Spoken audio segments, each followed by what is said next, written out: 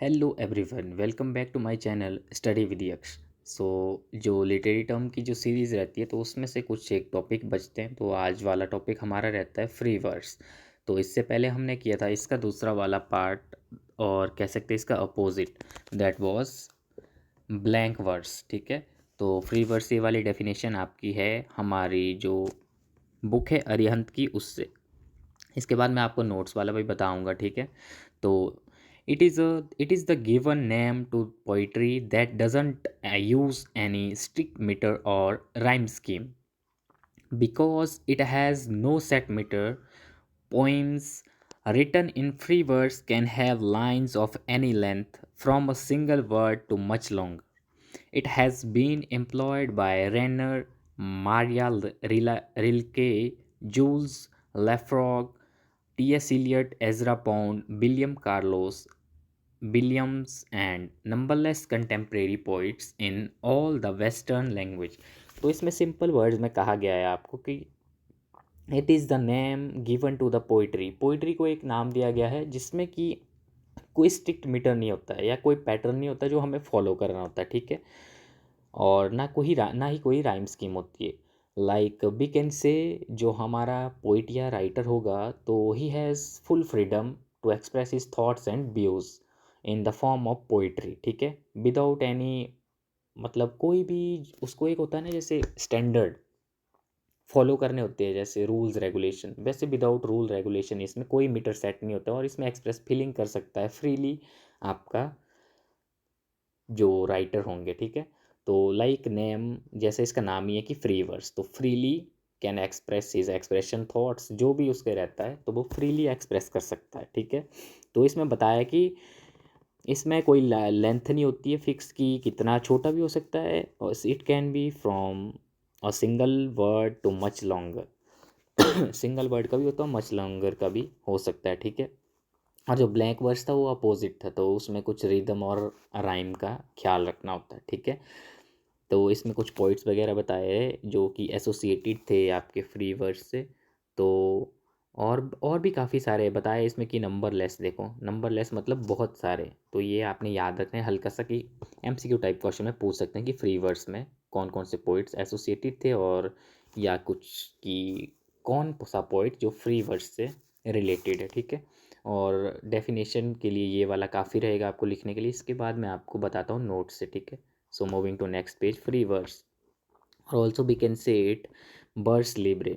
तो poetry that does not have rhyme and does not have a regular rhythm। तो इसमें भी पहली लाइन में बताया है कि ना ही कोई राइम स्कीम होती है और ना ही कोई रेगुलर रिदम होता है। ठीक है। Free verse in an open form of poetry is an open form of poetry which is in modern form arose through the French vers लिवरे फॉर्म। तो इसमें बताया है कि कहाँ से एरोज हुआ था, तो फ्रेंच वर्स लिवरे फॉर्म से। इसके बाद है it does not use consistent metre pattern rhyme and muscular pattern. It does tends to we follow the rhythm of natural speech. तो नेचुरल जो स्पीच होती है राइटर की तो वो ही फॉलो करता है, इसमें ना कोई कुछ फॉलो नहीं करना होता, मतलब कोई भी पैटर्न, और कंसिस्टेंट मीटर पैटर्न नहीं होता है इसमें, ना राइम होती है ना कुछ। एग्जाम्पल है इसका आपका एक बेस्ट लैंड वाइट, ये सीलियट, ये वर्क काफ़ी फेमस है और ये आता भी है काफ़ी बार। ठीक है। Next example is the red व्हील वेरल या wheelbarrow sorry, William Carlos और विलियम कि ये पोइम फर्स्ट लाइन में 10 बबल साउंड और आयम्बिक पेंटामीटर, ये कुछ बताया है, मुझे भी ध्यान नहीं रहा मैंने क्या करके लिखा था। ठीक है। अभी तो फादर ऑफ फ्री वर्स, ये क्वेश्चन वॉल्टर विटमैन, तो ये आ सकता है आपको। ठीक है। इसका ध्यान रखना। तो ऊपर वाला ये वेस्टलैंड वर्क किसका है, टी.एस. इलियट, और एग्जाम्पल किस चीज़ का है, फ्री वर्स का। ठीक है।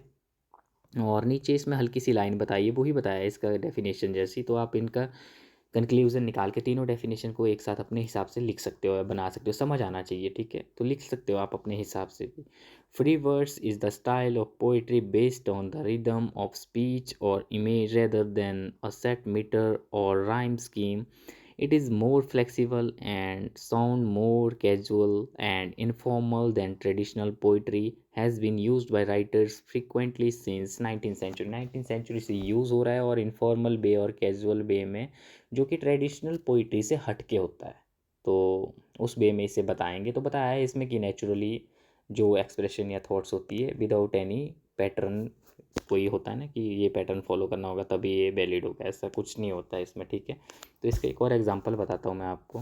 So example is, simple example of free verse is, the sky was dark but the star whispered stories, no rhythm no rhyme, just thoughts falling like leaves, ठीक है। Notice how it doesn't follow a set pattern but it feels poetic। मतलब express किया है इसमें आप poet ने कि क्या है स्टार जैसा वैसा।